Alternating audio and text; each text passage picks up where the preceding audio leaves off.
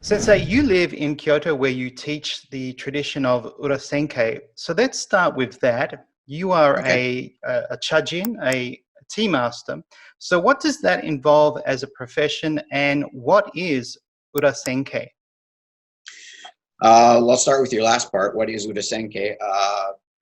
I'm sure many of your viewers are familiar with traditional Japanese culture and arts, from the martial arts to different kinds of musical plays or even dance, things like that. And each of these traditions will have separate schools or traditions, if you want to call them. And so Urasenke is one of the schools that is responsible for carrying on the way of tea. The Urasenke tradition is by far the largest school of tea in Japan. Also, the largest internationally, as the previous Grand Tea Master, Hohensai Daisosho, has been traveling over the world for the past 60 years promoting the way of tea, and his motto being, in Japanese we say, Ichiwan kara peacefulness, which means from peacefulness from through a bowl of tea. The blood lineage of the Senke families, there are three families we call the San Senke, and the blood lineage stems from Sen no Rikyu. You can maybe see a statue of him behind me there.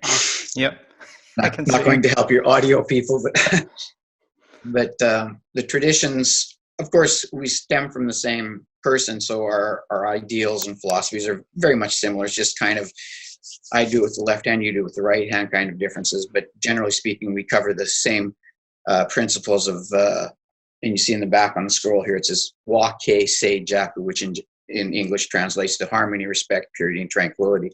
And so we kind of follow these guidelines as we serve tea to the various people that we serve it to. And then I forget the other parts of your question. That's all right. So the other part was, as a profession, as a tea master, as a profession, what does that involve? I'll be honest, right off the bat, is there are very few professional tea teachers. A lot of people will have the license to do it and do it as a hobby, but people that actually make their living from it are very, very few. And so what that entails is, of course, a lot of study to be able to get to the degree that you need to achieve to be able to teach somebody. In my particular case, I came to Japan a very long time ago, and I started just with the martial arts, but I came to Kyoto in 1993 to enter a technical college here that teaches the way of tea. The technical college is, of course, related to Urasenke, the tradition I follow. And so I went to that school for a 3-year course, and then I graduated in 96 and started teaching from that time.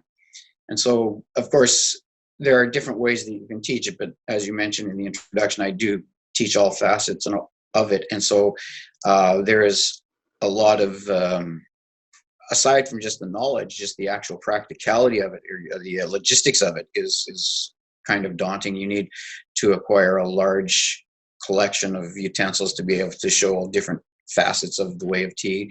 Seasonal things change and stuff like that. So it's a never-ending process, to be perfectly honest, or a cluttering process, if you would. I have a lot of things that I probably shouldn't have. That seems to be the way of many Japanese fine arts. There never seems to be an end to it. No, I mean, that's actually a good thing, to be perfectly honest. We say in Japanese, kiriganai, there's no end, or michi ga nagai, oku ga fukai. The road is long, the back is deep, things like this. And so definitely a lot of the traditional arts have that kind of as an unspoken philosophy to it, if you would, because it's something that you can do forever, basically, until you pass. It's something that you should continue striving to achieve skill in, if you would.